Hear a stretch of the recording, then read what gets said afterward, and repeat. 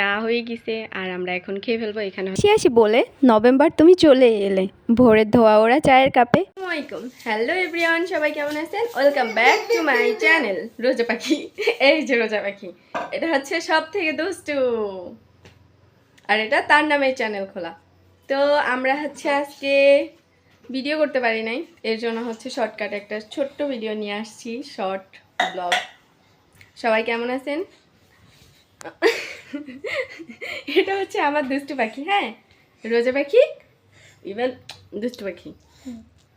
তো নভেম্বর যেহেতু চলে আসছে, আর নভেম্বর হচ্ছে একটা প্রবাদ আছে, একটা চ্যালেঞ্জ করব, ছন্দ আছে, সেটা হচ্ছে আসি আসি বললে নভেম্বর তুমি চলে এলে, হয়তো ধোয়া ওরা ভোরে চায়ের কাপে, না এলে শীতের ক্লান্তিতে।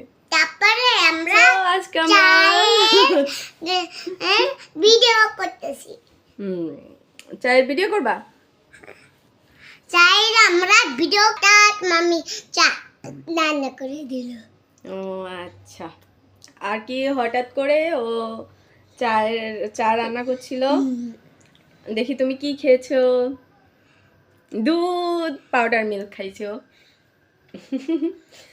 সেটা ওর মুখ দিয়ে লেগে আছে। সো আমাদের সাথেই থাকেন আর দেখতে থাকেন আমাদের ধোয়া ওরা বিকেলের ক্লান্তিতে চা। মানে বসায় দিছি আমাদের চা, আর এটা হচ্ছে আমাদের দুজনের কাপ। এর সাথে বিস্কিট থাকবে, না হলে মুড়ি থাকবে, না হলে কিছু তো থাকবে। তো আমরা রেডি করে নিয়ে আবার আপনাদের সাথে উপস্থিত হচ্ছি। আমাদের চা হয়ে গেছে আর আমরা এখন খেয়ে ফেলবো। এখানে হচ্ছে 2টা আইটেমের বিস্কিট নিচে, আর এখানে আমার চা, রোজা পাখির চা। এই যে রোজা পাখি অলরেডি বসে আছে। আর আমরা দুজনে হচ্ছে দুধ চা বেশি খাই, অথবা যেটাকে বলে দুধ চা লাভার। তাছাড়া আমরা চা খাইতে চাই না, লাল চা তো খাইতেই চাই না। আচ্ছা, এখন তুমি শুরু করো। শুরু করো, খেয়ে ফেলো। এখন হচ্ছে রোজা পাখি খাওয়া শুরু করে দিছে। বিসমিল্লাহ।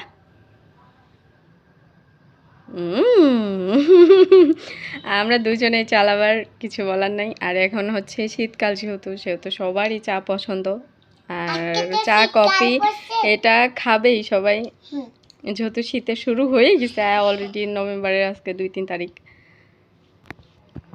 এখন হচ্ছে আমার পালা, আর এখন আমি চা খাবো। চলুন চা খেতে খেতে বাংলা সেই প্রবাদটা দিয়েই দিই। আসি আসি বলে নভেম্বর তুমি চলে এলে ভোরের ধোয়া ওরা চায়ের কাপে, অথবা বিকেলের আলসিমিতে এসেই যখন পড়েছো, চলো 2 কাপ চা হয়ে যাক। সো কেমন লাগলো?